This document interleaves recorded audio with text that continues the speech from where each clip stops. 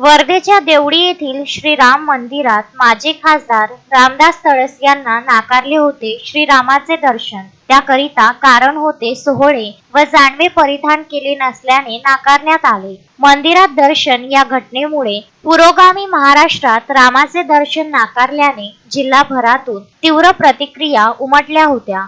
ज्यांनी दर्शन नाकारले ते पुजारी, ट्रस्टी आणि श्रीराम मंदिर कमिटी माफी मागण्यासाठी रामदास तळस यांच्याकडे आले। माफी मागायला आलेल्या शिष्टमंडळ तसेच रामदास तळस यांच्याशी विदर्भ न्यूजचे प्रतिनिधी अश्विन शहा यांनी बातचीत केली आहे।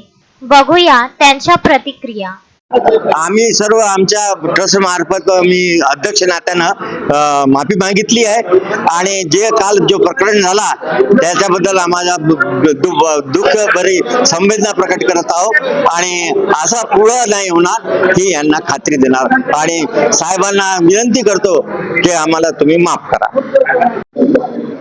काल देवळीमध्ये राम मंदिरामध्ये आमचे नेते माननीय माजी खासदार रामदासजी तळस साहेब हे त्या ठिकाणी दर्शनाला गेले असताना त्या ठिकाणच्या एका पुजारी ट्रस्टी यांनी त्यांना त्या ठिकाणी श्रीरामाचं दर्शन घेऊ दिलं नाही, त्यांचा अपमान त्या ठिकाणी केला। ही जेव्हा बातमी सर्वत्र पसरली त्यावेळेस सर्व समाज माध्यमांमध्ये आणि आमच्या कार्यकर्त्यांमध्ये असंतोष निर्माण झाला होता। पण काल रामनवमीचा दिवस होता त्यामुळे आम्ही सगळे शांत राहिलो।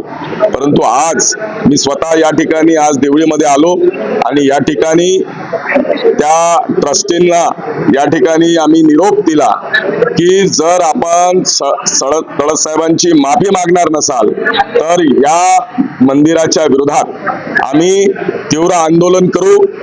त्याचबरोबर या देवळीचे आमदार राजेश बकाने यांनी या ट्रस्टीच्या विरोधात काल माननीय तळस साहेबांचा जो अपमान झाला त्यामुळं माननीय देवेंद्रजींना पत्र कालच आज त्यांनी पत्र दिलं आहे की या श्रीराम मंदिर ट्रस्टचा या ठिकाणी चौकशी करावी आणि हे ट्रस्ट बरखास्त करावं, त्या ठिकाणी प्रशासक लावावा अशा पद्धतीची सुद्धा या ठिकाणी आम्ही मागणी केली आहे। परंतु आज ते सर्व मंडळ या ठिकाणी तळस साहेबांची माफी मागायला आलं। तळस साहेबांनी उदार अंतकरणाने त्यांना या ठिकाणी माफ केलं आहे। त्यांनी त्यांच्या कार्यपद्धतीत सुधारणा जर केली नाही तर भविष्यात आम्ही या ठिकाणी शांत बसणार नाही। काल जो प्रकार झाला तो राम भक्ताला दुखवणारा प्रकार झाला। अनेक वर्षापासून आमचं दैवत आहे, राम म्हणजे दैवत आहे, राम मंदिर दैवत आहे आणि ट्रस्टीबद्दल आमचं काही ऑब्जेक्शन नव्हतं, पहिली नव्हतं। परंतु तो जो प्रकार झाला तो प्रकार बरोबर नव्हता, कारण हा आपण आता 21व्या शतकात आहे।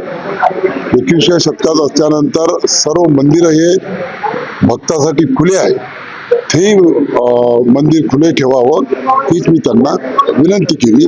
परंतु त्यानंतर त्यांचे एक ट्रस्टी ज्यांनी थोडासा अपमान केला, राम भक्ताचा अपमान केला, ते काही बरोबर नव्हतं। तर त्यांनी आज इथे या ठिकाणी माफी मागितली। आम्ही सुद्धा आपल्या उदार अंतकरणाने त्याला माफी दिली आणि या प्रकरणाचा पडदा पाडून टाकावं घेतली।